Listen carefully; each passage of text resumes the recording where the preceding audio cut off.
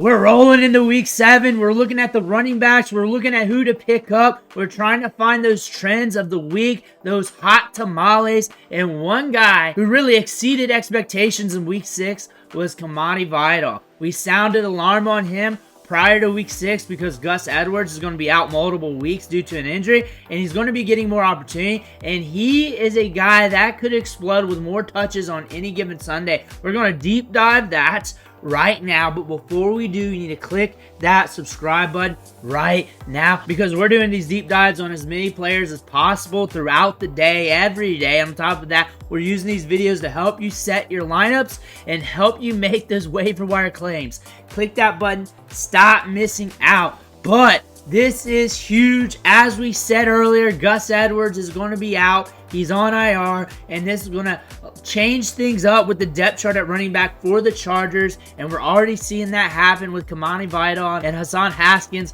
when it comes to snaps and opportunities in the offense. But Vidal, 13.6 PPR fantasy points, 2 balls caught, 40 yards and a touchdown, 4 carries for 11 yards. So he popped on the field, and that's what you want when your rookie gets his opportunity. You want him to do something on the field. You want him to flash some talent. That's a good thing. Going back to Troy, he was very productive in his last 2 seasons. 1,600 yards, 5.6 yards per carry, 14 touchdowns, 3.58 yards after contact per attempt, 3.52 on his entire career, and has not had a season under 3 yards after contact per attempt, creating a lot of missed tackles as well because he's good in open space, and we got speed to burn. And from the spreadsheet, everything from the athletic specs to the production metrics, he compares to Isaiah Pacheco, and that makes sense. 4.46 40-yard dash, top tier burst score, 213 pounds at 5'8", so we're thick, we're rocked up. We have a good BMI with that speed, so we can make guys miss. We've proven that at the college level, 94 missed tackles. On top of that, we got the speed to pull away. We also got the size, the rocket between the tackles. We showed that at Troy as well. That being said, we have a late round draft pick here with a ton of upside. Also, there's not much in his way anymore. We got J.K. Dobbins soaking up all the touches. Hassan Haskins here getting a little bit. But Kamani Vidal has a ton of upside. Ton of upside. You saw it on the field on Sunday. You saw a little glimmer, and it could be more. J.K. Dobbins last week, 25 rushing attempts. Just getting a lot of work. And if this continues and they do not siphon any of this work to the other running backs, that might lead to him running down, and they may be looking at this with their game scripting like, hey, we may want to dial back Dobbins a little bit and let Vidal get some room to work, and maybe Haskins as well. But when we're looking at these running backs, there could be opportunities going forward, especially if something happens to Dobbins. And all we needed was Vidal to hit on that one play.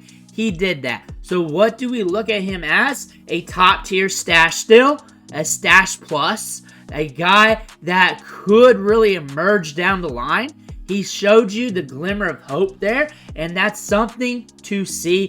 Also, compared to Haskins, he's running the route. A 26.3 route participation rate. He ran 10 routes. Not a ton, but still we're cutting into that. We're targeted twice on the matchup. 1 for a touchdown, of course. Haskins is not getting to work in the passing game. Vidal is. He's more explosive. He can create separation. He can make guys miss in the open field. Those are the money touches. The money's made in the passing game for these running backs, and we're getting a lot of work in the passing game. We're getting a lot of opportunities here. Running a good bit of routes, considering you're sharing the backfield with 2 other running backs, with J.K. Dobbins getting a ton of workload. With that being said, if something happens to Dobbins here in the next few weeks, Vidal is going to be the guy to look at. He's going to be the guy to stash. And if you're looking for a backup running back, a stash plus, Vidal is a guy to look at. We got speed to burn. We got upside. We're on a team that runs the ball a lot. We got Dobbins, who's come back from a slew of injuries. That being said, Vidal might be the guy to look at for your fantasy team, but we got a lot of stash running backs out there. You can only stash so many, but you don't have to carry a backup tight end. You don't have to carry a backup quarterback. You can really maneuver those positions, get rid of those 2, and you pick up 2 stash running backs. You don't have to stash a lot of wide receivers. Just have enough to where you can play the matchups. And that being said, if you load up on these running backs And when running backs start getting hurt a little bit more, and when they flip and flop with their injuries, because that's what they do, you got one of the backups ready to rock and roll. J.K. Dobbins ran on 73.1% of snaps. He ran on 57 snaps. We harp on Kyren Williams because he's averaging 54 snaps per game. He ran 57 snaps in this game. If this continues, go look at the Blake Corum video that I did a few days ago. If this continues, that is bad odds for any running back. Any running back. Not just Dobbins due to his injury history, but any running back. Because running backs break down. That's why NFL teams have a bunch of running backs sharing the workload these days. That's why the NFL is different compared to 10, 15 years ago.